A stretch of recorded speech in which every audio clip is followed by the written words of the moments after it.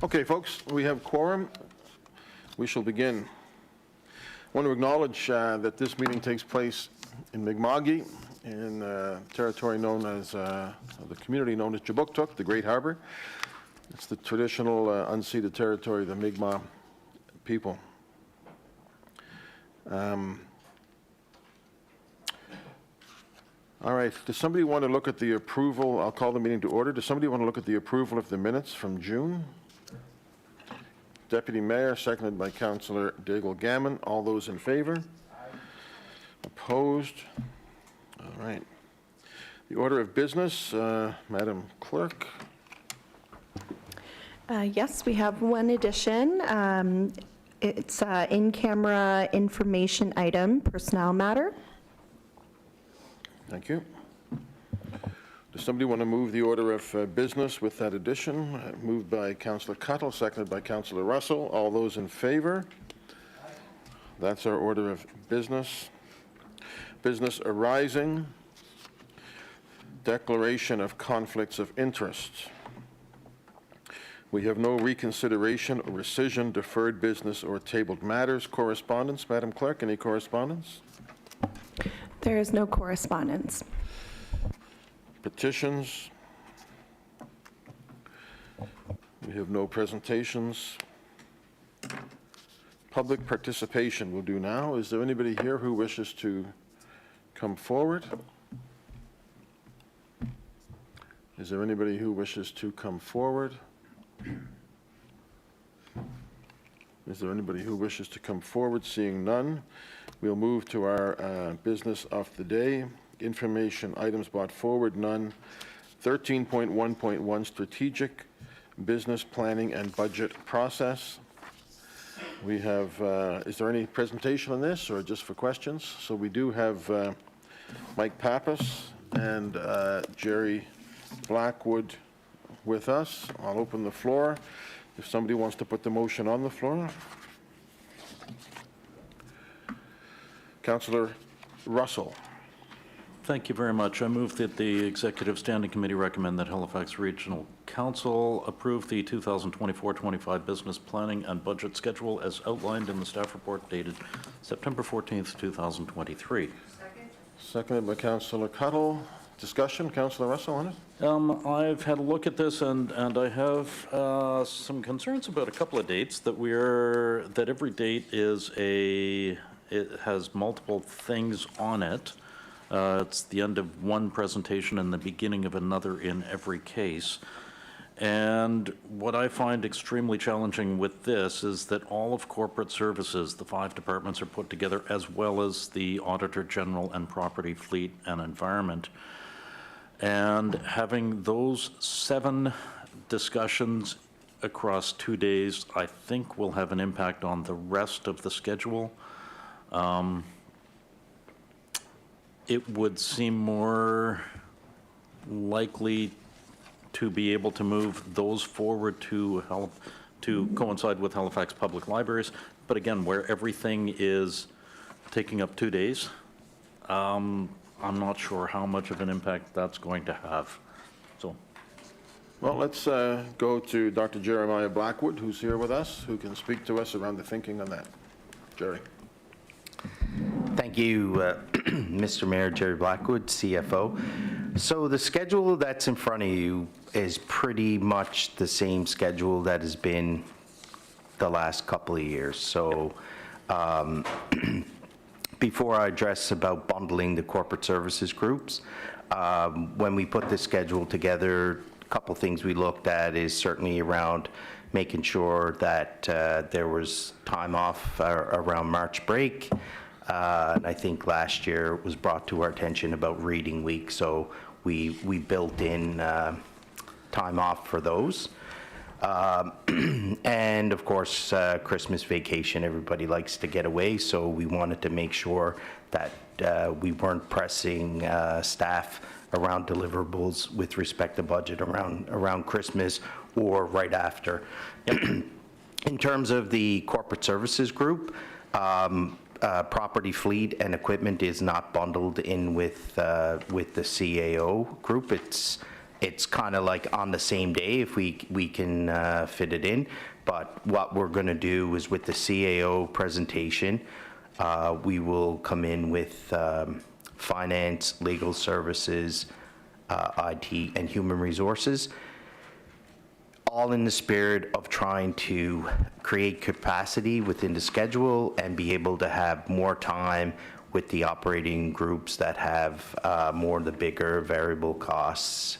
And that seems to be where more of the debate was around over the last several years, was more focus on the operating divisions. The Auditor General obviously always goes separately. Yep. Because of that governance model and reporting relationship to Audit and Finance and Council. So they will be three separate presentations. So the CAO, Corporate Services, Auditor General will be separate as always, and then Property, Fleet and Equipment or Property, Fleet and Environment, sorry, will present separately. So that is 3 separate presentations as opposed to 7 presentations on those 2 days? That's correct. So when you when you look at the Corporate Services Division, you will still get the same information as that you always had in the past. There will be separate business plans for each one. It will just be one presentation. And again, that is in the spirit of creating capacity within the schedule for the things that I just mentioned around. And also, we built in a little bit more public participation for example, for fire's presentation as well. Fire, I didn't see fire. There it is, okay. Okay, thank you. Has there been any consideration given to the length of time for each of these presentations? If we have 5 business units doing one presentation, would that be expected to take up the same amount of time as if there were 5 presentations? No, it's going to be the CAO doing the presentation with a high-level summary for those 5 corporate services areas. Okay, and would the other departments generally be expected to deliver that type of thing as well, or? We are looking at the presentation format to see how it can be condensed compared to previous years, and also consistency, as we noticed some business units have a lot more detail than others. Yes. Okay, thank you very much. Thank you. Jerry, we normally start out with the priorities and then the budget. We normally have a fiscal framework at the beginning. I see fiscal in March. Are we not doing a fiscal framework at the beginning? Yes, Mr. Mayor, we'll be doing we don't call it fiscal framework anymore, we call it budget direction. So that will be late November. I think it's... So that's when you come in and say, based on all things, at this point in time, this might be the impact on the tax rate. That's correct. So we will come in at that time just with a high-level overview of, as we did in the past, economic factors, pressures, et cetera, and sort of, communicate to council what we're looking at in terms of an overall tax increase. I know we did consider doing that after Christmas once we get the assessment roll, but when you look at how we project around the assessment roll and things like that, we're usually within like $1 million, $2 million. And if when we looked at this, if council when we come in and basically but advise on what we're looking at on a tax increase, if council gives us subsequent direction, we want to make sure that we have adequate time and capacity to take that back to the business units so that they can work on things. So that will be on the 28th. So the 28th is still the scare the people date for the budget. Yes. Thank you. Councillor Mason. Thank you all. Sorry I'm late and I'm having some computer trouble, so I had a recommendation or a proposal that I can't access. Don't worry, I'm restarting. You can just, the technician need not act. I'm going to be in Ottawa for GMF on February 16th. Last year when we did the setting for budget, I asked if that could be considered, and I was told it would be considered, and then as soon as we were out of this meeting, it was clear that it was going to happen and I was going to miss planning. Right now, the schedule would be that I'd miss Public Works or planning. I'm asking, it's the Friday, kind of one of the spillover days. I'm asking the committee's indulgence if we could remove February 16th from the schedule. I don't want to miss planning again. I think that would be really bad on so many levels. And I did have a question for Jerry. Should I make a motion to that effect? Because last time it was assurances that were unable to be met, and I think I would really like to make sure that doesn't happen. So that would be the Friday, February 16th, and bump everything down a day. So that's the Halifax Transit. Is that transit this time? Yeah, that'd be great. I mean, I don't want to miss any of them, Okay, obviously. so Councillor Mason is asking that we move the 16th. Is there a second for that? I guess we probably need to do a vote on it. Is there a second for that? Councillor Daigle-Gammon? Kathy? All those in favor? I'll vote for that, yeah. Question, Deputy Mayor first. I'm just curious, and I always love to accommodate my good friend next door, but I'm just wondering, maybe this is something we should do at council, because if it's just Ways thing that we need to move, but if I remember last time when this arrived at council, suddenly everyone was sticking up their hand saying, but I have this, I'm going on reading week here, I'm doing this. And I think we can accommodate one, but we certainly can't accommodate everybody's particular individual things, recognizing that Ways traveling on council business. So I'm wondering if maybe we should do this at council where we can have the full picture. I'm okay with that. Makes sense. Yeah, I mean, I think this is the committee that deals with this. I don't see a problem with making changes and then making other changes at council personally. I mean, this is the committee that's looking at the calendar, but I'll go with whatever. If you want to just forward this to council for consideration, you're right. Listen, I think people have to accept, as much as we try, there are people that are going to miss some of these dates. That's just a fact of life, and we count on people to follow it from the beach in Barbados and catch up when they get back, as Councillor Outfit did last year. Okay, so let's just leave it for now and hear the film, then we'll come back and make a decision. Councillor Cuttle? Yeah, thank you, Mr. Mayor. I had similar concerns that I don't think the rest of council has had an opportunity to really review this and take a look at it and submit their suggestions. So, again, if we make one move, that's great. If we have to, accommodate a whole bunch of people, how do you start to prioritize and how much can we actually shift this? So I would agree that we should hold off on a decision because you don't know the implications of making this decision today about how that's going to play out with subsequent requests and decisions. So, supporting the Deputy Mayor's comments on this. Thank you. Thank you. Councillor Russell?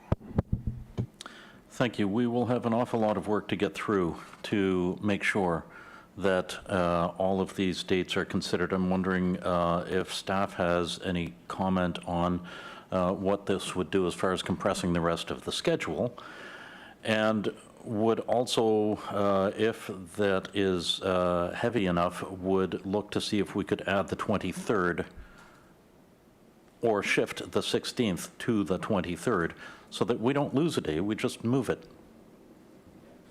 But I'm wondering about staff's, if staff has concerns about losing a day where we are covering both the end of parks and the beginning of transit.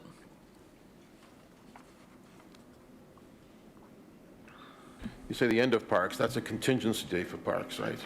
Not necessarily. Everything here is listed with its start and end, and I would suspect we're going to use a large number of these. So planning and development has its start date on the 13th and its end date on the 14th. I'm not seeing that as an end date, I'm seeing that as a contingency date, isn't that right, Jerry? But planning and development probably won't start at 9 a.m. on the 13th. It'll probably start mid-morning, late, early I'm just making sure afternoon, that which people- means that the likelihood of it going into the 14th is pretty high. And then for parks, that will also be subject to the same type of thing. So I would anticipate that that will start on the 14th and is currently scheduled to end on the 16th. And I'm concerned that with this, we would simply run out of time. So that's why I'm simply looking to see if it would make more sense if Councillor Mason or other councillors want to use the 16th. We've already got, as Jerry mentioned, the week of the 19th to 23rd as a week, rather than simply lose the 16th, lose another day, move the 16th to the 23rd.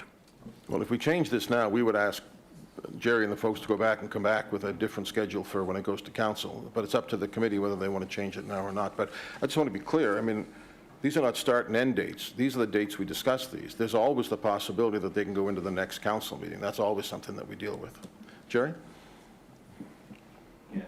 Thank you, Mr. Mayor. So when you look at contingency dates, they're there to just sort of build capacity, mostly around, we had 1 year of budget where every budget committee day was a snow day. I think it was like 5 or 6 years ago, right? So the contingency dates are there basically to accommodate that, to have that capacity if that should happen. But also if there's a little bit of spillover. What I will say, with the exception of Public Works, in my time sort of steering the budget process, we usually get through the business units in that day. I don't recall outside of Public Works on one occasion that it spilled over into a contingency day. So, we have a full day basically for each business unit built in, and I don't see any real risk with not being able to accommodate that in the day that it's scheduled. But we do have that contingency date built in there for spillover, or if it's a weather event. But in the last couple of years, when there is a weather event, we can have the option to go virtual as well. So the capacity would still be maintained there. Right. The request wasn't simply to go virtual, though. It was to remove a day. So, okay, thank you. Okay, we got more on this. Do you want to close, or do you want to go now away? Deputy Mayor? Thank you, Mr. Chair. Just quickly, just to add to the comments, it was kind of the stream of consciousness. When I'm thinking about, when it comes to council and we start to get those kind of requests, I think anyway, like Councillor Mason's ask, maybe the FCM sort of ask, because there's sometimes interference with those. If we're going to adjust anything based on those kinds of reasons, representing us, our kind of business ahead of personal requests is how I'm organizing it in my head. So I just wanted to note that. Thank you. Thank you. Councillor Cuddle? Thank you, Mr. Mayor. I was just wondering about that day. We're talking about planning that week. We're talking about planning. We have transit that week. We have, sorry, I just lost my PDFs here. See that whole list. Anyway, there's a number of very heavy things in that week. There's planning, public works, and transit. And there's all those contingency dates. We generally go over on all of those subjects. I'm just wondering about kind of rethinking that week, and is it realistic? I mean, part of it has to do with Councillor Mason's request about the 16th, but I'm just looking at the contingency and the reality of that in the first place.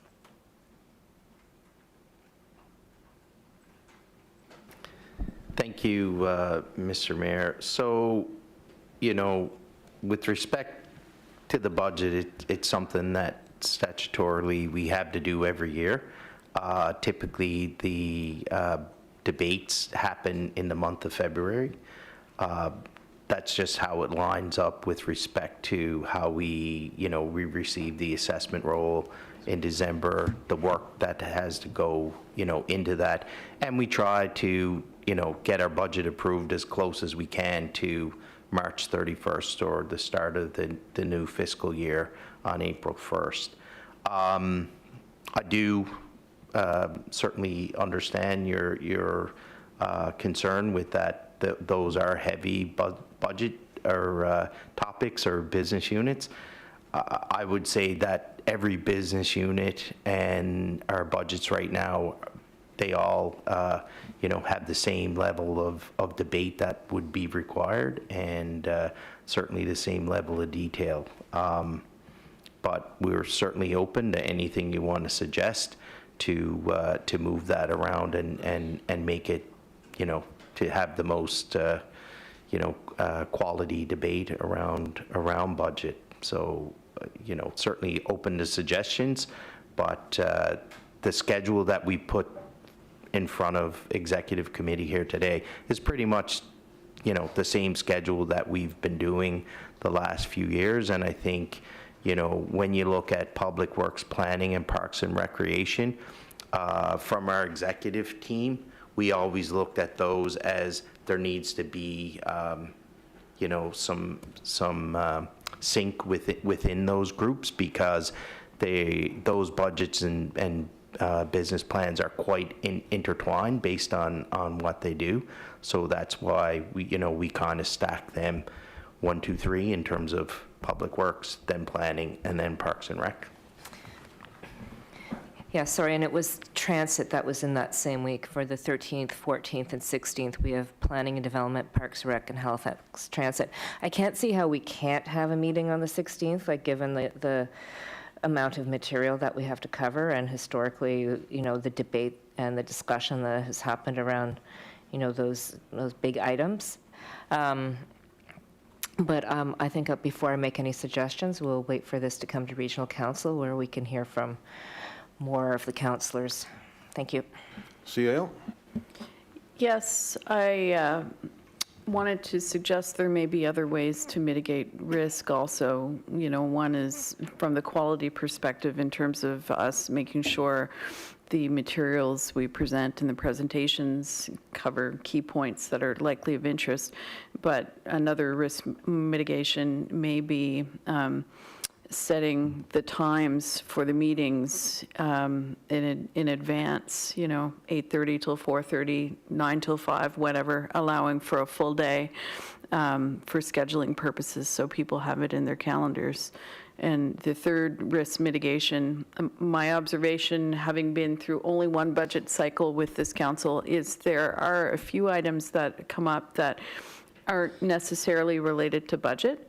And I think we would be, perhaps starting to send some regular emails after we circulate the documents, just reminding people, if you've got questions that aren't specifically related to budget but are relevant to the business unit, send them along, and we'll try to answer them through some other means.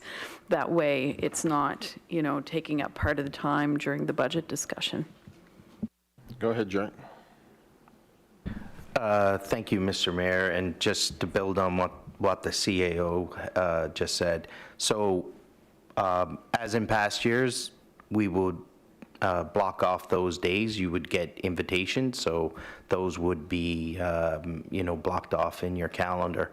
I do want to, I certainly, Councillor Cuddle's comments about, the week of the 13th is a heavy week.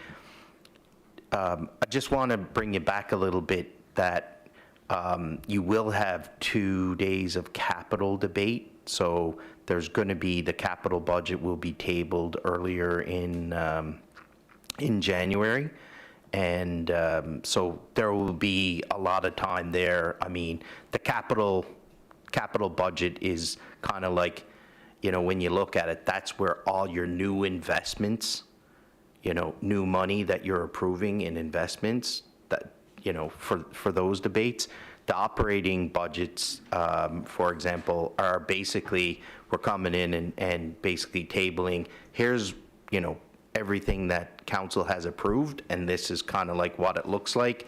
and there might be a few new things that we have to put in there, but I just want to bring that to your attention, that there are a couple of days set aside for capital debate too, that will certainly inform some of the big operating business units that deliver huge capital portfolios. Thank you. Councillor Russell? Thank you very much, and I appreciate all of the discussion. At this point, I'm not prepared to make a positive decision on the recommendation here. The three most important things that Regional Council does is hire a CAO, hire an Auditor General, and the budget. And I would think that that pattern, especially of the timing, would fit with the other municipalities around the country.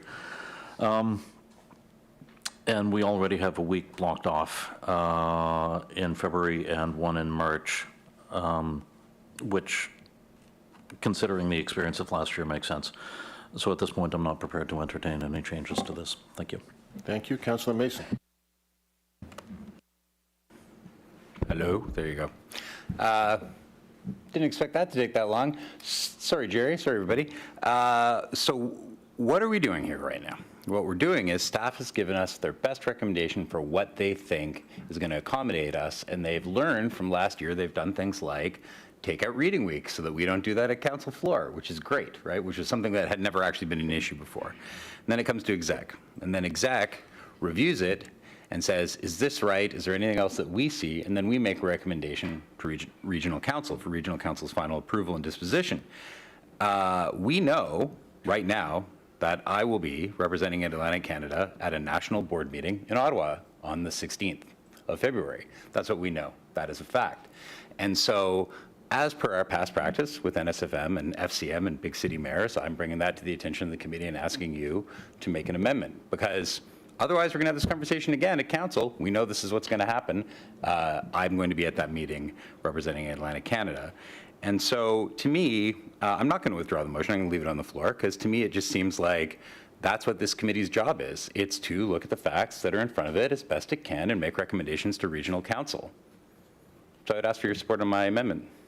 Thank you. Okay, so the amendment is on the floor, which is that we move February the 16th, and we would ask Jerry, when it comes to council, if that is approved later, to remove that date and give us an alternate dates. So on the motion of Councillor, or the amendment of Councillor Mason, all those in favor? Aye. Those opposed? That motion is carried. So the 16th will be removed, and Jerry, you'll bring us alternate dates when it comes to council, correct? Thank you. Okay, on the main motion then, as amended. Discussion on the main motion as amended. Ready for the question on the main motion as amended? All those in favor? Opposed? Okay, that's carried. Thank you. 1312. Ian, this is probably you, is it? This is the Halifax Regional Council meeting schedule. Who would like to put it on the floor?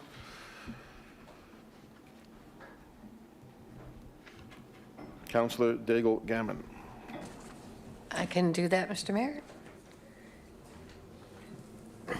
Move that the Executive Standing Committee recommend that Halifax Regional Council 1 approve the proposed 2024 Regional Council meeting schedule as outlined in Attachment 1 of the staff report dated September 19th, 2023, and 2, direct in accordance with the Administrative Order 1, Appendix A, subsection 2.1, that if the only business for Regional Council listed on the agenda for the meeting is one or more public hearings, then the public hearing shall be advertised to commence at 5 p.m.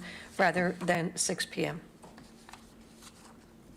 Is there a second, Councillor Cuttle? Councillor Daigle-Gammon, anything on it? Yes, thank you, Mr. Mayor. My only concern, the first item, no worries. Moving public hearing to 5 p.m. Does give me some concern just around the ability of the public to be able to come and make a meeting at 5 o'clock for a public hearing. So a little concerned about that and wondering what the rationale would be to move it to 5, considering the public's ability to get here. Good question. Ian, our clerk. Mayor Savage, through you to Executive Standing Committee. So the motion in front of you is specifically looking at meetings that would only have public hearings associated with them. This is coming as a recommendation and through conversations with our colleagues in planning. The schedule you have in front of you has 3 suggested dates where we would only propose to have a public hearing scheduled. This is giving planning key dates that they could target for some of their bigger reports, some of those bigger hearings that take more time, or the potential ability to have more than 2 hearings on those days. The 5 o'clock start time has actually come from some feedback from planning and working with their applicants to provide more time for people to get to those meetings. The 5 o'clock start time would be only done in collaboration with the applicants and making sure that they could actually be here for that 5 o'clock start time for those dates that only had public hearings on the agenda. So this is coming based on some feedback that planning is hearing from their applicants and from the public, and we would be monitoring. This is a brand new consideration, and we would be monitoring how that would work this year if in fact these meetings were utilized. Councillor Diego again? Thank you. Thank you, Mr. Mayor. So coming from the applicants, so where is the data that shows where public was consulted that they would prefer 5 o'clock? I didn't really see that in the report. Councillor, through the mayor to yourself, we have in our current regulations a 6 o'clock start time for public hearings. Right. We have very little data on that 6 o'clock timeline either. This is attempting something new based off of feedback from people that planning has worked with and feedback from planning to try to start an earlier start time. When we post and publicize these public hearings, we receive feedback and we receive comment from people that want to attend these, and we monitor that as well. So as we look and try to pilot this with a 5 o'clock start time, we will monitor that, and if we're seeing issues, we could make that recommendation to move it back to the 6 o'clock even during the year. This is a first proposed time to try that 5 o'clock start time to see if it'll work for the public as well, as we've heard the feedback from our planning colleagues and from the planning community on wanting to have more time and starting it potentially a little bit earlier. So we are working and trying to do this for the first time. Okay, thank you. I might come back. Thank you, Mr. Mayor. Thank you. Councillor Cuttle. Thank you very much, Mr. Mayor. I too have some concerns about this in regards to what works for the public. A public hearing, the entire purpose of that is to provide the opportunity for the public to come and to listen and to comment on applications before council. So, I think in terms of consideration, they should be the first and foremost consideration, and then looking at staff and the applicants rather than the other way around. It's really the public that we're aiming to accommodate in a public hearing. I agree that with Councillor Daigle-Gammon that, if you are a member of the public and you're employed, most people finish work 4:30, 5 o'clock, and then you need to get down to City Hall. You could be coming from another part within the municipality. It's a very large municipality. You're coming in rush hour, whether you're taking transit or whether you're driving. That is, I'm just wondering how convenient that is for the public with that expectation. And so I don't know if I could support this without hearing more from the public about what works for them. And I appreciate that we want to have more time for public hearings, but I also feel that starting at 5 would exclude a number of people. So I don't know if there's a way to validate that or not validate that, but I think we at least have to ask the question at some point. Thank you. Kathy wants to, CAO, and then if you want to add, Ian? So I wanted to add a little bit of context through some of the experience I've had with setting up public meetings. And one of the things we had heard in the past when doing public meetings is for the people who work during the day, it's sometimes easier to attend something right after work, and it gets them home to their family earlier than for them to have an hour or an hour and a half in between where they have to either kill time or drive home and then drive back in to the city. So that's one aspect. But if you are someone who is not working during the day regularly, you would have flexibility also around, whether it's 5 or 5:30 or 6 o'clock. So we don't have good qualitative information on either the impact of 6 o'clock or 5 o'clock right now. We do have some anecdotal, comments that people think a bit earlier would be better. If we do proceed with this change, it's entirely up to council, but I do think we need to find the mechanism to gather some public input on whether that time, whether we leave it at 6 or whether we move it to 5 or whether we decide it's 5:30, how it's being received by the public. Okay, so I think it's clear we'll be splitting the motion and voting on these two items separately. Councillor Russell? Thank you. I was just either going to suggest that or ask my colleagues if they would be interested in deferring the second part of the motion until a future date, but certainly splitting the motion. I also have significant concerns. Most people that I know work either 8:30 to 4:30 or 9 to 5, and to ask someone to be here 4 or 5 o'clock to make sure that they get the full set of information that I have no doubt would start right at 5 o'clock. I think the practicality of people being here 4 or 5 o'clock, it would be a challenge, even if you're downtown. And you have to work until 5 o'clock to get here for 5 o'clock would be a challenge. Thank you. Thank you. Councillor Hensby? Thank you much, Mr. Mayor. I too have some similar concerns with the 5 o'clock start unless we have other means of participation, be it online. If that's an option for people to participate at 5 o'clock online, that might be different. But if they have to be in person, I can't go with the 5 o'clock, 6 o'clock would have to stay. So what's the status for online participation? Jerry? Sorry, Ian. I saw Jerry walk out. You're Ian, he's Jerry. Mayor Savage, I promise not to give much input on financial matters whatsoever. So I'd like to echo what the CAO commented on, that this is the decision of Regional Council, and this is something that we are proposing as a suggested test. We do have hybrid participation available for meetings in Regional Council chambers for members of the public. So members of the public would be able to participate in a virtual manner in these meetings. Thank you. Thank you. Yeah, I'm not inclined to do that either at 5 o'clock. I'd need more information at least. There's only one line in the report on this. Anecdotal doesn't, I need more than that. How often do we have just a public hearing? I don't recall having that very often, if ever. We are proposing 3 dates in this calendar for just public hearing dates, again, as an attempt to provide planning with some key dates that they could target some of their main reports towards. Okay, but public hearings have to be held when it's suitable for the applicant and for the department as well, right? Yeah, and this would not preclude any other public hearing date, so the same process would be there. This is additional opportunities for those bigger items. Right. Councillor Mason. It's fine. I was just saying to Councillor Austin how many times I've had councillors at other municipalities say, you have your meetings at night?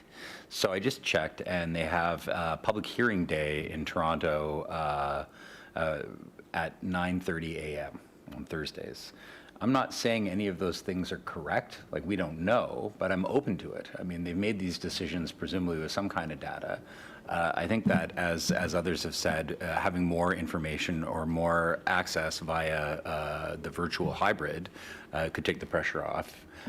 And I'm not convinced that it's actually easy for everybody it may be that there's as many people that having evening public hearings disadvantages as it advantages, is what I'm trying to get out, right? It's, you may be able to skip out of work and come to a public hearing or spend 5 minutes on a virtual in the middle of the day, but you might have your kids home and not in daycare or at school at night. Like there are, I can see both sides of it, but I agree, it would be interesting to get more information about it. So I don't want to close the door on it, but if we're not comfortable recommending it to council, I can understand that. Thank you, Mr. Mayor. Thank you. Councillor Cuttle. Thank you very much, Mr. Mayor. Yeah, I agree that, we do need some more data. If other places do it differently and it's based on data, then let's find out what that data is. But I don't think we should be moving public hearings without consulting with the public, because they are the primary audience for a public hearing. I'm just wondering what our discretion is to set an earlier time without approving this motion.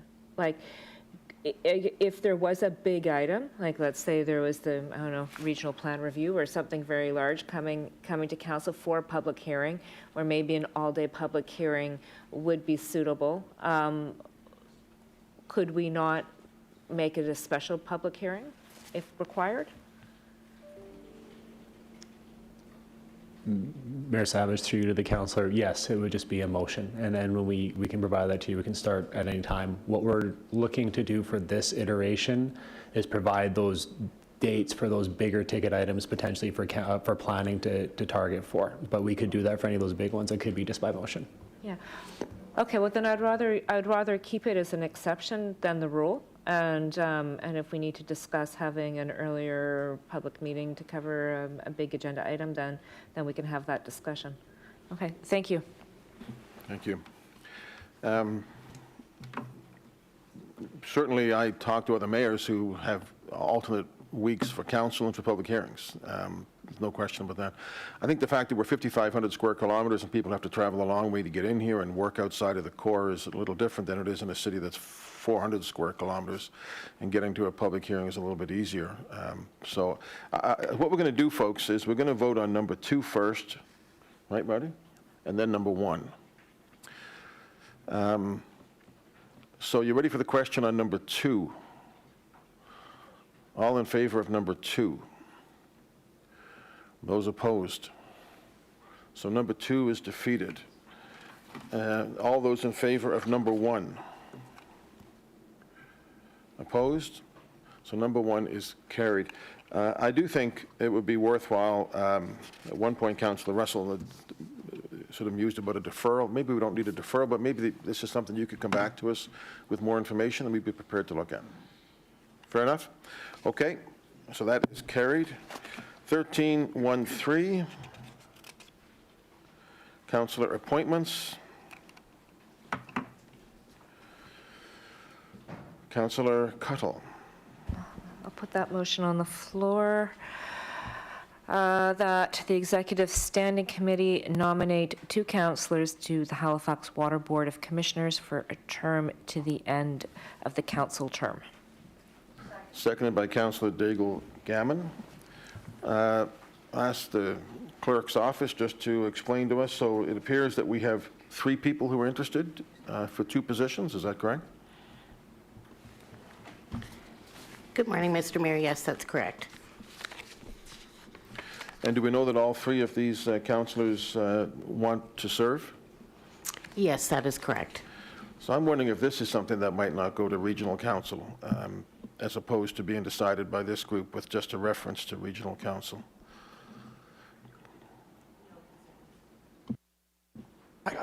Mayor Savage, I looked to the solicitor, but this could absolutely be deferred to regional council for a decision and have that with the entire group there, if that is so desired. Well, I would think it should be referred so that all councillors get to vote if there's an election. That would be my thought, but I'm open to other ideas. Councillor Hensby moves it be referred to regional council, seconded by Councillor Cuttle. Discussion? All those in favor? This will be referred to regional council. 13-1-4, campaign finance. Councillor Mason. Thank you, Mayor. I move that Executive Standing Committee recommend that Halifax Regional Council 1 adopt bylaw C 1102, amending bylaw C1100, the campaign finance bylaw, as set out in attachment 2 of this report.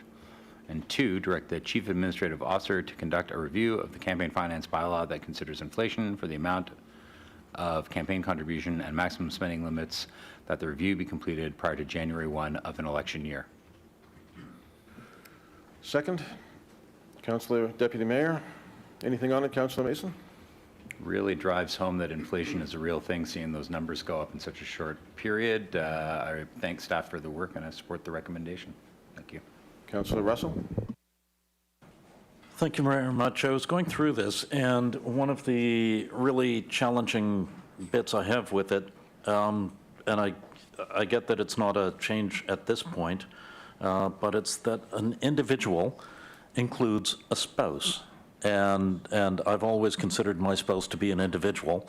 And so I'm wondering, for the purposes of this bylaw, why a spouse would not be an individual.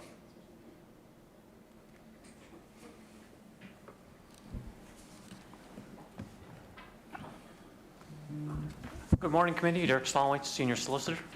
Through you, Mr. Mayor, to the Executive Standing Committee. The reason really has to do with the contribution limits. They're different for individual and spouses. Individuals can contribute $1,200 per council campaign, $3,000 per mayoral campaign, for a total of $5,900 under the proposed amendments, while spouses and candidates themselves roll into the $17,700 in total. That's the only reason they're actually separate. Okay, the bylaw explicitly lists individuals, individuals, candidates, and candidate spouses already. So the confusion that I see is accepting the candidate spouse. If I were to read that, it would say that I can contribute X amount of dollars, call it $1,000, but since my spouse would not be an individual, that she would not be able to contribute that $1,000 because she's my spouse, assuming I wasn't a candidate.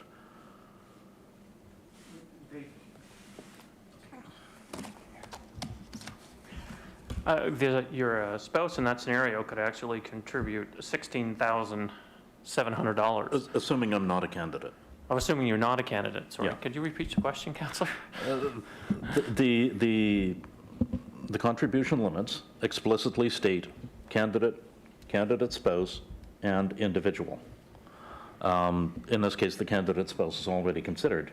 So spouse under the definition of an individual would be separate from that. So if I'm not a candidate, then I would be an individual contributing $1,000, but my spouse, because she's my spouse, would not be able to contribute.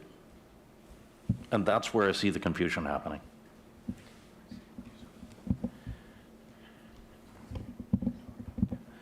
Because she would be seen as the same as a trade union or an association, and goodness knows she's not.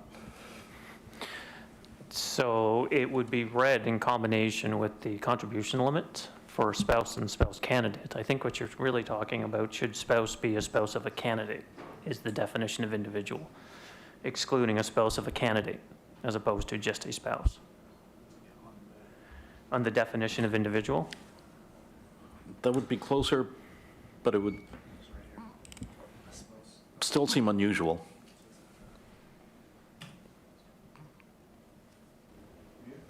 So if we were to look at the bylaw under the definition of individual, Yep. bullet I, sub-bullet I, spouse of a candidate, would that provide the clarification that is needed? But it would be closer, but I also don't see that it would be needed there, because it does also, everywhere that I've seen contribution limit, specify candidate, spouse of a candidate, and individual. So spouse is already taken care of if it's of a candidate. So I don't see that it needs to be an individual.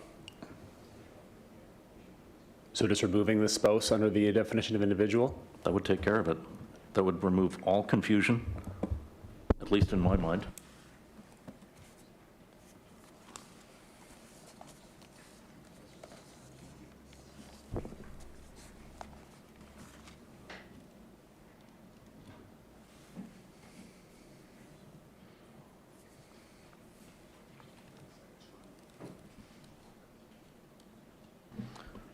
This wasn't where I saw this debate going, quite honestly, so I'm a little surprised by it, but is that something that makes sense to you guys?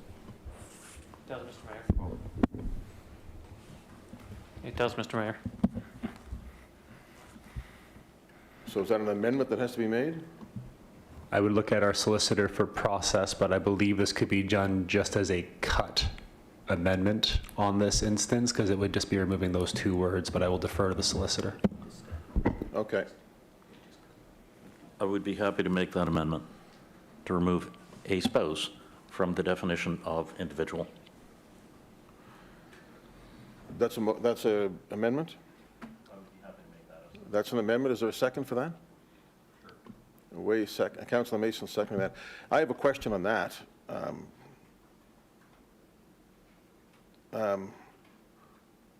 When I brought forward, before I was elected mayor, there was virtually no campaign finance regulations. There was no limits to what you could give, other than that imposed by a candidate. There was no limits on what you could spend. There was no limits on who could give. All that you had to do was disclose your donors within 60 days of the election, and that was really on the honor system. So we brought forward these regulations. The purpose of campaign finance, in my view, is two things. One is transparency. The other is to equalize the impact of money. I don't like the fact that a mayoral candidate, or I guess a council candidate, can contribute $15,000 to their own campaign. You can't do it federally. Federally, you can contribute up to $5,000 to your own campaign, and you can contribute the maximum, which I think is around $1,700 to all others. The idea that you could contribute $15,000 to a that just means people who have money can finance their own campaigns, and that takes away the point of this, in my view. A lot of people get elected spending less than $15,000 for a council election. I just don't like it, and so I want to make sure that if we're not going to fix that, we're not going to make it worse by taking out spouse. So I don't want to see a candidate able to spend $15,000 and their spouse also able to contribute $15,000.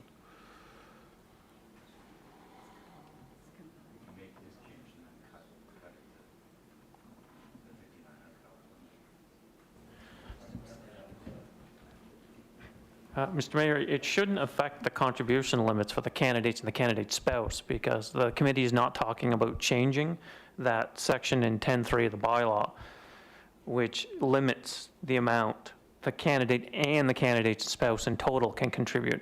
What we're talking about removing it for individuals is talking about the amount a person who's not a spouse will actually be contributing to a candidate. So when I look at the limit and it says maximum contributions by candidate and spouse is $15,000, that's not going to become, if we take out the spouse, then isn't the spouse also able to contribute $1,600, $1,800 or whatever it is, $3,000 to a mayoral and $1,200 to a councillor?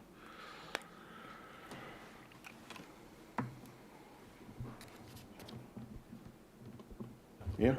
Mayor Savage, based on the complexity of this bylaw and the potential for any definition having anything cascading down, it may make sense with this change to defer it back to us. We'll bring it back to you at the October meeting to ensure we're not having any unintended consequences of this. Okay, well, we can consider that. Let's hear from the people on the list and then decide if that's what we want to do. Thank you for that. Councillor Cuttle. Thank you very much, Mr. Mayor. As a councillor who doesn't have a spouse, I find this whole discussion about spouses to be rather interesting, complex, and biased. I'm wondering why we even need to have spouse in there, and what other configurations of family exist where people maybe could contribute even if they aren't a spouse. Like, could my mother contribute to my campaign at up to the limit of a spouse, or my sister or my cousin?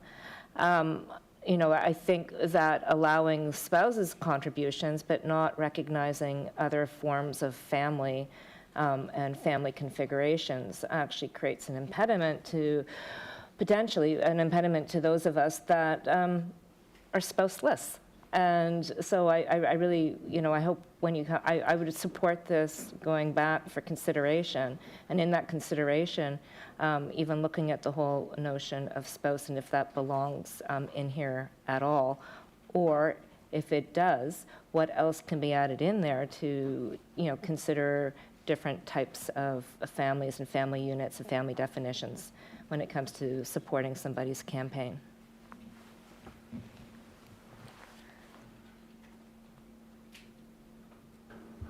So Mayor Savage, through you to the councillor, spouse is one of the instances that is defined in the Municipal Government Act when it comes to the campaign financing. So that is partially some of the reason why it is in there. But I understand and agree with those sentiments. And if it is directed to be brought back to this group, we'll look at those considerations as well. Thank you. Thank you. Councillor Hensby. Thank you much, Mr. Mayor. Just curious in regards to the maximum total contribution by an individual from $5,000 to $5,900. I just find that a little odd. Like, for instance, if there are two mayoralty candidates running, if a person wanted to donate to each candidate, each mayor, $6,000, he's not allowed. So I'm just kind of curious. About we're talking about contributions and where they're coming from. So I don't know if we're just talking about spouse only right now or just contributions in total. And and I like to round numbers up instead of having these odd numbers. Like, if the mayoralty race is going to be $3,553, $1,200, why not round it to $360,000 and the councilors at $36,000? We always had that 10% ratio, in regards to the mayor versus councilors. I like to keep that along the whole thing. So if it's, have that same contribution spending limit be limited at that, and the maximum contribution for an individual, I think $5,900, so that should be maybe at least $6,000 instead of that way you give an opportunity to make two contributions instead of splitting it up. And the individual contribution to a candidate, to a councillor, I would like to have seen it half the amount of the mayor's contributions. So if it's $3,000 for the mayor, it should be $1,500 to the councillors. I'm just trying to have simple numbers and stuff instead of these odd numbers. So I just find that 17.2% inflation factor, well, I think we should round it up for the future inflation as well. So that's my opinion on these limits. Mayor Savage, through you to the councillor. The inflation adjustment that is put forward in this report to you was created with our colleagues from finance, looking at the actual inflation dollars. The recommendation before you is that we would look at the January preceding each election year to apply that for the real inflation costs that have been perceived within the 4 years between the election. So that's the way the numbers were discovered. As far as maximum individual total contributions, the way it's laid out, and I'm taking out the spousal conversation on this, we will take that back. The maximum individual contributions by any individual would be capped at $5,900 in total, with a maximum of $1,200 that could be given to any individual candidate, but not to exceed $5,900. So anybody could give up to $1,200 to any candidate they wanted, to a max of $5,900. Just remember, Mr. Mayor, that municipal contributions are not tax deductible like federal and provincial politics is, so I think we have a much harder, difficult time if we want to fundraise.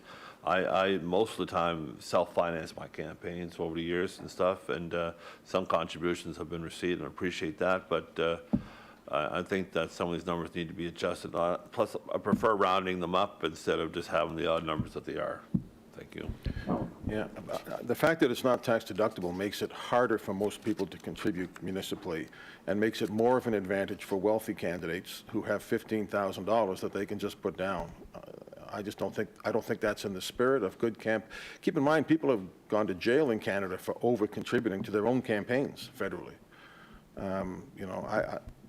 To say that you can just put $15,000 into your own campaign eliminates most people in this city from being a candidate on a fair basis. So that's why I think I don't like that. We're on an amendment, but because there's a possible motion to defer, I'm going to continue the discussion. Councillor Russell's amendment is on the floor, and it was to take out the term spouse, I think. Yeah. Councillor Mason. Thank you, Mayor. I support Councillor Russell's amendment. Look, Paul. I actually talked about the amendment. I thought you'd like that. I think we should defer it to staff because of the other issues that were raised. And when his amendment is passed, I would also like to consider asking staff to come back with it drafted so that the maximum contribution by candidates and their spouse would be the same as the maximum total individual contributions. Lower that from $17,700 to $5,900. Why is it the way it is? Because we had a number of councillors who self-funded their whole campaign themselves. You sit in one of the seats, one of the people who used to do that, and they just, and we tried, like, so those of us, most of us who remain, tried to have that change and failed. And I agree with the mayor. I think that it goes against exactly what we're trying to do. It makes it easier for people. You know, all of what we've tried to do with campaign financing and all of the other changes that have happened around paternity and maternity leave and all those supportive pieces is to make it so that it's not just retired wealthy people who have money who can run for office successfully, like, and stay in office successfully. So I would be happy, I will move when we're done this, to reduce the maximum contributions for candidates and their spouse to be the same as the maximum total individual contributions, because I think that would make it fairer, but would not close the door on people who are struggling to raise money, being able to put forward some kind of campaign. Thank you, Mr. Mayor. Thank you. Is there anybody else? So are we voting on there's not a motion to defer. Right now, it's Councillor Russell's motion, and I'm not sure I'm ready to vote on that, to be honest with you, until it comes back.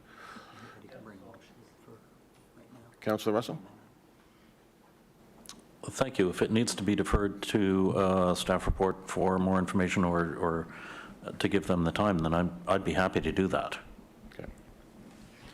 So Councillor Russell then is putting a motion to defer this for more information to come back. Is there a second for that?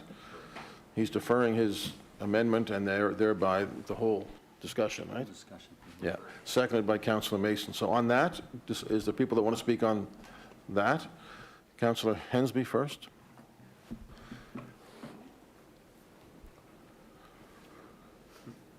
We're on a new motion. Well, Mr. Mayor, I just wanted to ask a question in regards to in-kind donations or previous campaign materials, how they calculate it, because some of us have leftover signs, stuff we just recycle campaign after campaign. Is that considered a contribution or donation or just frugal? Mayor Savage, through to the councillor, I do not believe recycling of election materials is considered as an in-kind donation or is considered in the act. So it's not considered, okay, thank you. So it's not considered as a contribution then? Thank you. Yeah, I know federally they have to be considered, they may be depreciated, but they have to be considered as a campaign expense, but doesn't mean it has to be the case here. Councillor Daigle-Gammon. Thank you, Mr. Mayor. I'm trying to figure out if we're on the main motion, the deferral, where we are in the process for my comment, but you can cut me off if I am out of sync. One of the costs that is the most expensive when you think about how much money is needed to run a campaign as a councillor or a mayor, and Ian and I in the clerk's office have had this conversation, one of those bigger costs is signs. And where and when can we have a conversation that can eliminate signs from campaigning for environmental reasons? And I see my colleague here shaking his head, is like, no, we want signs. But I do think that from an environmental point of view, and it is one of the things that changes the playing field for those that want to run a campaign. It's a very expensive part of a campaign. So I'm just wondering where that belongs in this conversation. Thank you. So the placement of signage is regulated in a number of different areas, including the temporary signage bylaw, not considered in this legislation. There will be a number of election-related reports that will be coming to this group and to Regional Council over the course of the next few months. And we can look at providing an update on those rules and the regulations regarding election signage. Thank you. Thank you. Councillor Mason. Now I want to talk about signs, and I'll just say the charter case that we would lose would be magnificent, but I think I agree with you. It's horrible. I don't see any way around it. But on the motion of deferral in front of us, I'm looking to the lawyer, and sadly the clerk is over there. I'll look at all the different clerks. How do we add the other thing that I mentioned? Can we do that now? That's amending an amendment. No, it's amending the deferral. We're allowed to amend a deferral, right? If we defer, then the meeting ends, or that part of the meeting ends right now. So if we want to also recommend that staff come back with reducing the maximum contribution by a candidate and their spouse to match the individual contribution, maximum individual contribution, we need to do that right now. Because otherwise we've deferred it.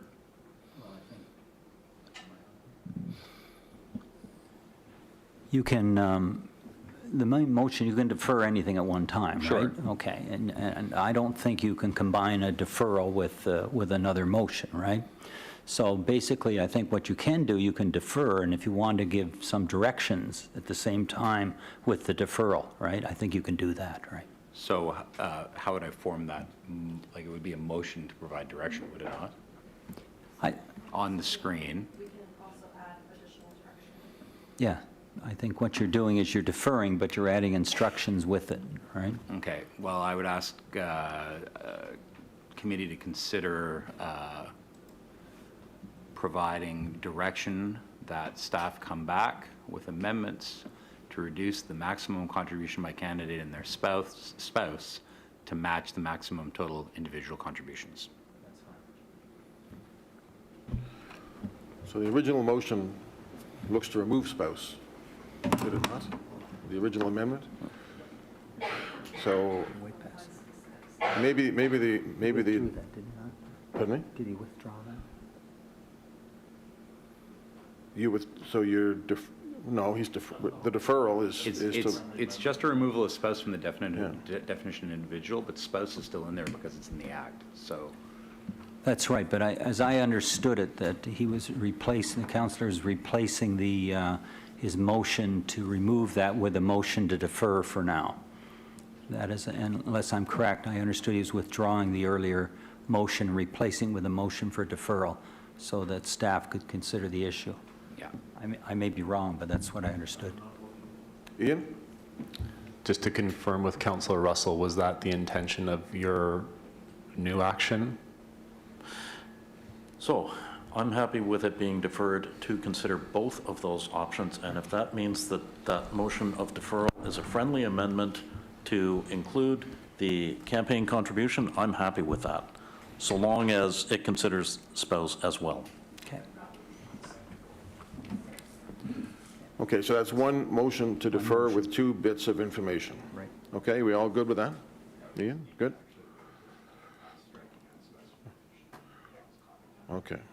Well, let's go to the deputy mayor in the meantime while that's being corrected. Thanks, Mr. Mayor. And so, Councillor Mason summed up the two pieces like that were not recommended by staff when this came before us back in the last council that ended up being tinkered with on the floor. And the one was the amounts that you could spend on your own campaign, which some of us we found we were thoroughly beaten on, and ended up becoming this large number that I think is inappropriate. We are in a different sort of state in a municipal campaign. It is harder to raise money, and as someone who wrote a master's thesis on this very topic, poured through results in Toronto and Calgary and here in Winnipeg, if you're a challenger, especially as a first-time challenger, if you're trying to take on an incumbent, you are going to spend some of your own money. It is going to happen. It's pretty much impossible to mount a campaign as a first time without contributing some of your own money. So I think we have to be careful, given that unique dynamic in municipal campaigns where incumbency can be such a huge advantage in terms of profile and everything else, and the people running against you don't have a party support to help them in taking on an incumbent. I think we have to be careful that in trying to make things fair, we don't lose track of the particular kind of dynamics in a municipal campaign. So I think we have to tread, 15,000 is way too much, but I could see an argument that it should be a little bit more than a regular contribution as well. The one other piece that I want to talk about, and maybe we can bundle it in, maybe we can't, maybe it just muddies the waters. The other one that there was debate about last time was the start date for when you can start spending money. And unfortunately, Lisa's not here, but we do have two councillors who actually pulled off the feat of defeating an incumbent. And I'd be interested to know like when those campaigns started, because I can say in the one that I won in Dartmouth, there was 4 really kind of serious candidates. All of us were out there, not like going door to door per se, but campaign activities were underway early into the new year in like your February, March kind of timeline back in 2016, because everyone knew it was going to be an interesting race. So the coffee circuit was hard at it. Pledges were being collected, like all that kind of activity was underway in terms of a pre-campaign campaign. So, you know, I think the March start is a little too late. I think it should be the start of the year, because I think it's about that time that people are really starting. If you're serious about taking on an incumbent, if it's going to be an open seat, if it's kind of these more competitive type situations, I think that's when people are really turning their minds to it. And certainly I support staff's view that waiting to nomination day, I mean, that's just guaranteeing that an incumbent's, you'd have to really work to get yourself defeated if your opponent can't collect or spend any money until nomination day. So I support staff's view, but I also think that March, I felt then that it was too late. I feel like it should be the start of the year in January. Thank you. And I'd be interested if anyone else has that view. I won't put anything forward, but if anyone agrees with me and we want to take a look at it, I think it would be worth a look. So just to be clear, you can campaign anytime you want. You just can't collect money until that period of time, right? Yes, and at a certain point that is a limiting factor, right? You know, there is that gray area. So like, you know, if you're on the coffee circuit asking people to coffee and asking them for your support, then that you're going to be running, is that a campaign activity? Is it not, right? You know, there is this kind of gray in between. You can do whatever you want. You can announce, I mean, I ran against somebody last time who announced they were running for mayor a year before the election. You can announce any time and do anything. You just can't. I like the idea of a restricted time period for collecting money. I personally like that. I think initially, the original recommendation was a year, and we changed it to yes, March. But you can campaign anytime you want. I ran a pretty well-known, high-active campaign for mayor, and I didn't start collecting money till March. But I was campaigning. I announced before that. Anyway, that's just my thoughts. Councillor Cuttle. Thank you, Mr. Mayor. Yeah, I have to come back to the spouse issue here for those without spouses and the maximum individual contribution, looking at the maximum total contribution by an individual. That anyone who doesn't have a spouse is at a significant disadvantage if you have this combined amount for an individual and their spouse at $15,000. And if you don't have that opportunity for a combined contribution through 2 people, then you're really putting a whole number of people at a disadvantage in terms of being able to collect contributions. It's really not very inclusive. It's not very modern in the definition of, modern families or in other kinds of family relationships. So I think that if you are going to allow a candidate and their spouse to collect $15,000, there has to be some other arrangement for a candidate to be able to reach that amount through other contributions from people. It's too exclusive. Mayor Savage, through to the councillor. So from my understanding of putting this, what was put together, is it's actually meant to reduce that number for a candidate and their spouse compared to if it wasn't identified. So the contribution at a maximum for a contribution by a candidate and their spouse is currently $15,000. The maximum total individual donation by an individual is $5,000. So a candidate and their spouse would be able to donate $20,000 if we did not have this rule and the stipulation. Sorry, so when I'm looking at, maybe I'm looking at the table of the current and I'm looking at the table of the proposed amount, and I see here that maximum contribution by an individual for each counselor candidate is $1,200. Sorry, I'm also looking at the same thing. I'm getting the wrong lines put up. So yeah, so the maximum individual contribution by an individual is $1,200. My apologies. I was reading the maximum total contribution. Thank you. So the maximum total contribution by individuals is $5,000. Yeah. That is a third of what a candidate and their spouse is able to contribute. So, I mean, I don't see how in any way that that's fair. And so the commitment that we've made is if this deferral is brought forward, is that we will comment on that and the other family components that were in the conversation that we had earlier to bring the clarity to that. I understand what you're saying now, and my apologies for reading that wrong line. Okay, thank you. And since we're making this motion on the deferral for things for consideration here, could we add that item into that list of funding contributions? We have reduced the maximum contribution of spouse. We have amend subclause 2.11. Can we also add a bullet in there to make sure that this is captured at looking at creating more equitable contribution based? Just, I'm going to go to Marty, but just to be clear, the 5,000 is what you can contribute if you're not a candidate. The 15,000 is to your own campaign, correct? Right. Yeah. Both That is are correct, high, yes. But the 15,000 is particularly, Marty? Yeah, self-funded. If I An understand. individual can do 15 to their own campaign. If the concern here, Counselor, if the concern is that, is about contributions by other members of the immediate family other than a spouse, Mr. Slonworth could correct me, but as I read it, the way it's structured now,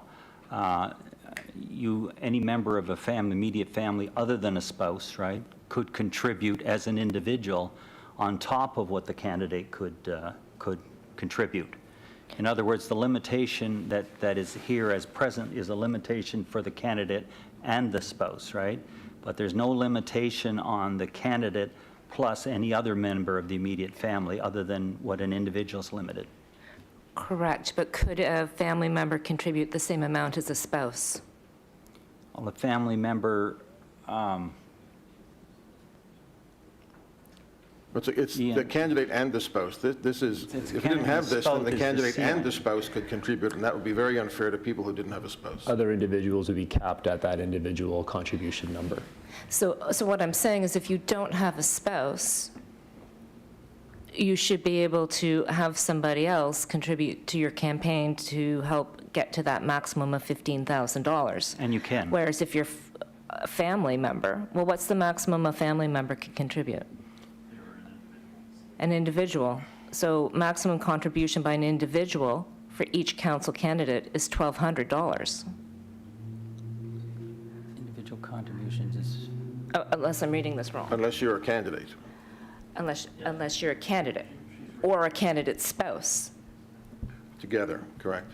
Together, right? So if you have a spouse, if you have a two-income household, that puts you at a significant advantage over somebody who's a single Right. income But household. if you took spouse out of this, right. then the spouse could add more money on top of the total. My point, what I'm saying is, bring that number down. And I don't know that you could designate somebody. I could designate Warren Buffett to be my designated supporter and get away with giving $15,000. So I think that this is all we're going to let you go away and come back with a better solution for. But it's Yeah. designed to be fair to candidates who have a spouse and those who don't, I think. So that's the concern. And obviously, the concern is that there be, equity between someone that doesn't have a spouse but has another immediate family member who might contribute, and I think that's one of the things that's proposed to be looked at. Yeah, it could be an ex-spouse, it could be a significant other. It doesn't necessarily have to be somebody who's living with you. Like, I think this is really limiting to a number of people. It could be. My wife's never given me a nickel for a campaign, I can tell you. Councillor Daigle-Gammon? Thank you very much, Mr. Mayor. So one of the things in my previous experience when we were looking at collective agreement language, we would say a person who stands in the place of a spouse.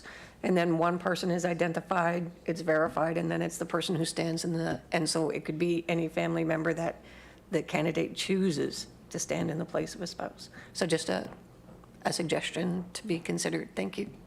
But it should be, I mean, I could designate a very wealthy person instead of my spouse, right? And that's not fair either. That's the whole point. There's still a limit.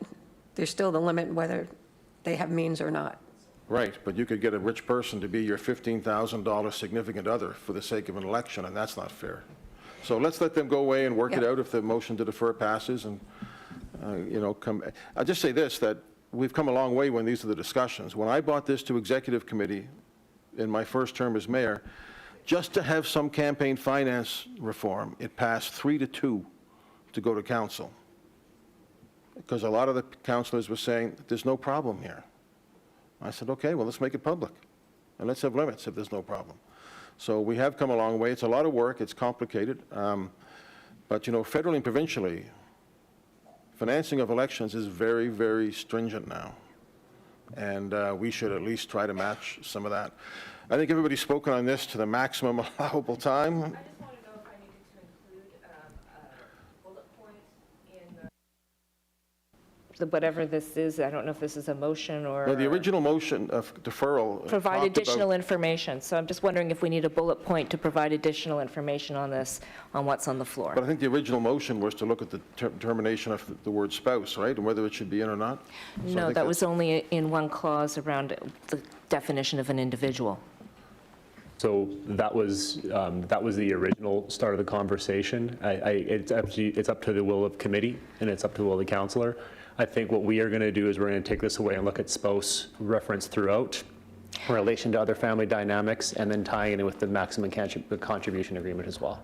Well, then I would like to add that we add a bullet point that says we're going to look at the definition of spouse throughout the policy and how that relates to other types of family definitions or spousal definitions.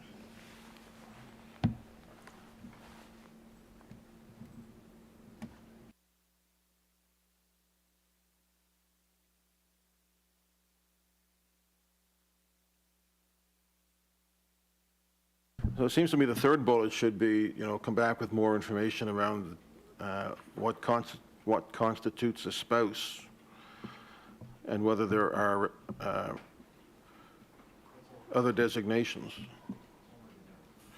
That might be in relation to what an individual is specific to that subsection, that bylaw, that we can make it more general. Ian, do you think you have enough to get a report on this? I believe we do based on the conversation, whatever is the committee's comfortable with. But we have to look at spouse and how that ties into the definition throughout. Okay, Councillor Cuddle, you're okay with that? Very important subject around diversity, inclusion, and, campaign reform. I think just it wondering should if be it's- in I there, just think not it's already there, related, just but- it's specific to a bylaw, but not throughout the act. Ian? So the definition for spouse that is in the existing document before you is the definition from the Act.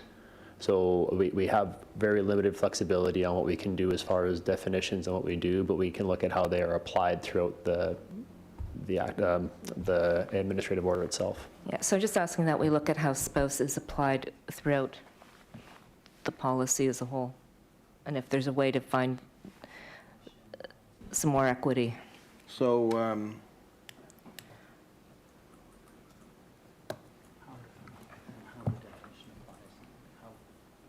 So Councillor Cuddle, we already have amend subclause blah, blah, blah, by striking out a spouse from the definition of individual.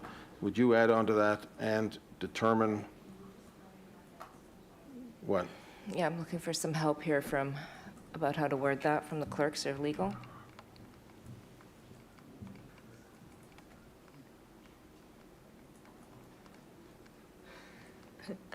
Can somebody, Who's working on that? anyone? That it be considered, the implications of spouse be considered throughout the entire document. What is it? What's the title of it? Suggestion? Kathy? The bylaw. Could I suggest review utilization of the word spouse throughout the bylaw with a view to ensuring equity and removing barriers? That works. Thank you, Kathy.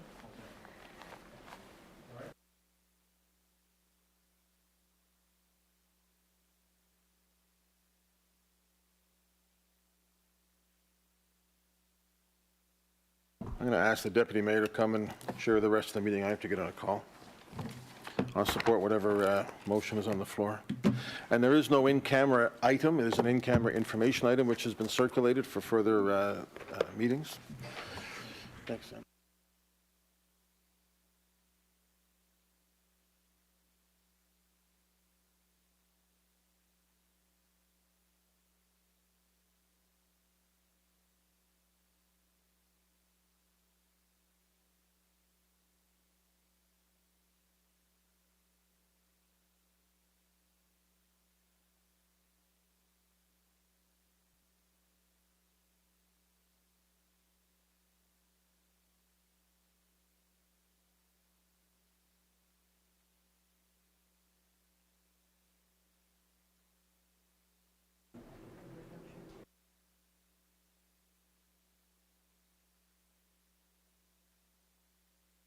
Word spouse throughout the bylaw from the perspective of ensuring equity and reducing barriers. And reducing barriers.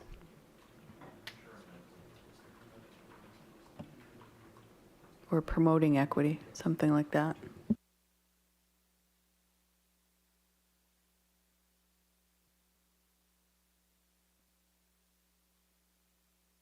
Does that work, Councillor Cuttle?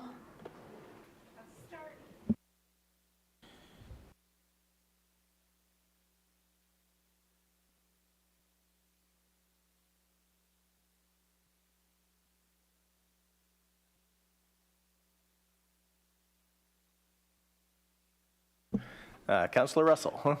Thank you, and I'm good with that so long as the word "and" is taken out of the end of the second bullet, but I'm good with that as an amendment for the motion. Well, not seeing Paul Russell's happy, not seeing him else on the board, and I think our staff have the direction they need to go write a report taking in all of this, so I'd say let's vote. Questions called. All those in favor? All those opposed? All right, so that carries. Thank you, staff. Thank you, everyone. So, moved, second, all in favor?